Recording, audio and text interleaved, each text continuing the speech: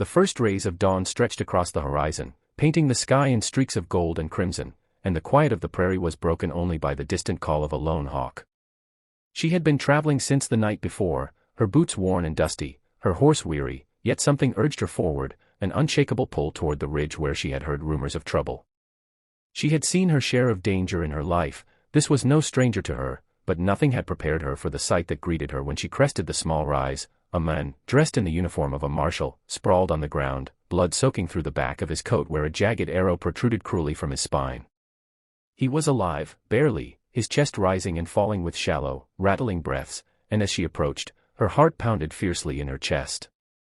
Her hand shook as she knelt beside him, brushing the damp hair from his forehead, noting the grit and grime that coated his face, yet in his eyes was a spark of life, fierce and defiant even in pain.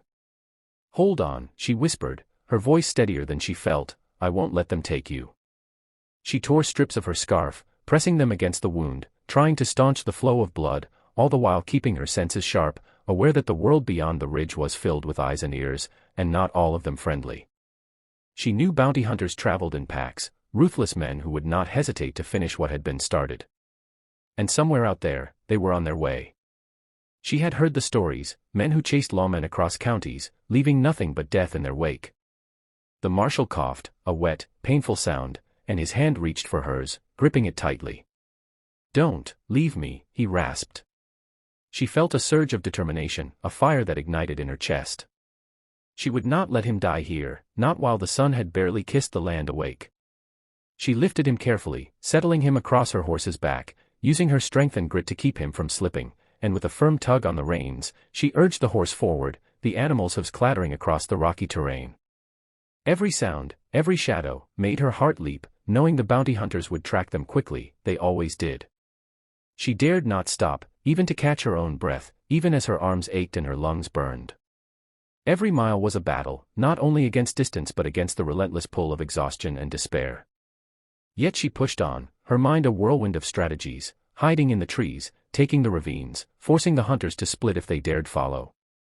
She glanced at the marshal again, he was pale, sweat streaking the blood across his face, yet there was a flicker of gratitude, a fleeting smile that warmed her in ways she had not anticipated.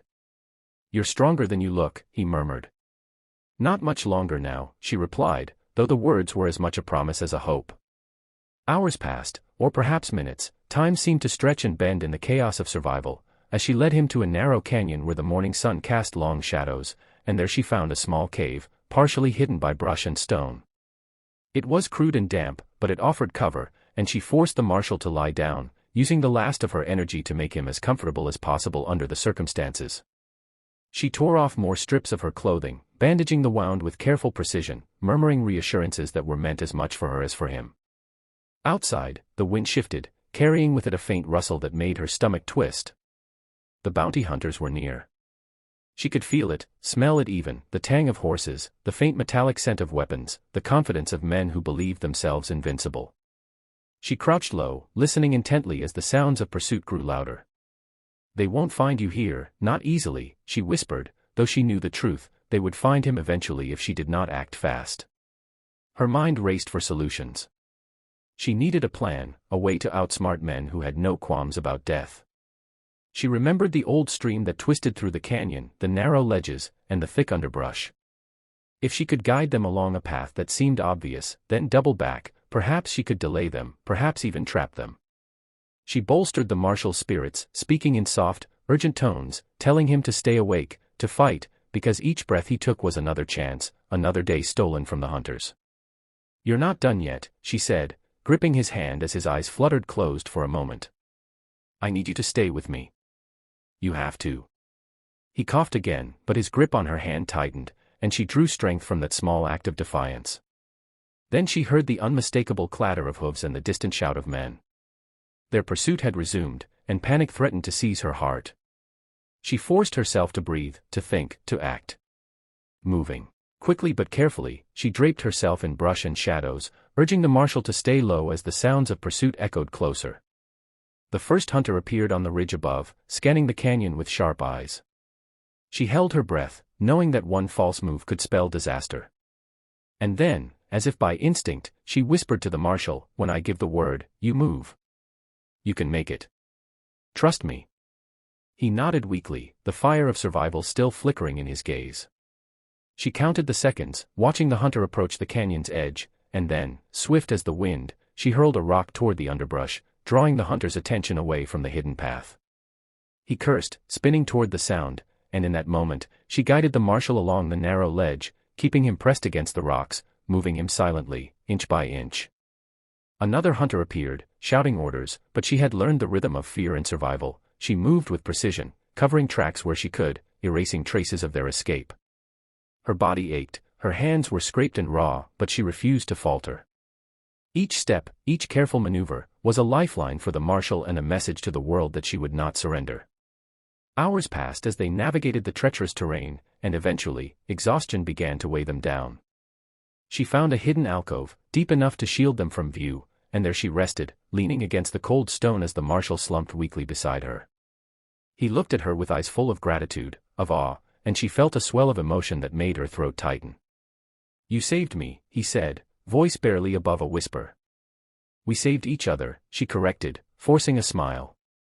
In that fleeting moment of peace, she knew the fight was far from over, yet hope had returned, fragile but persistent, like the first light of dawn breaking through storm clouds. And as the sounds of the bounty hunters faded into the distance, she made a silent vow: whatever it took, however impossible it seemed, they would survive, and justice would be served. But survival required more than courage, it required strategy, intelligence, and an unyielding will.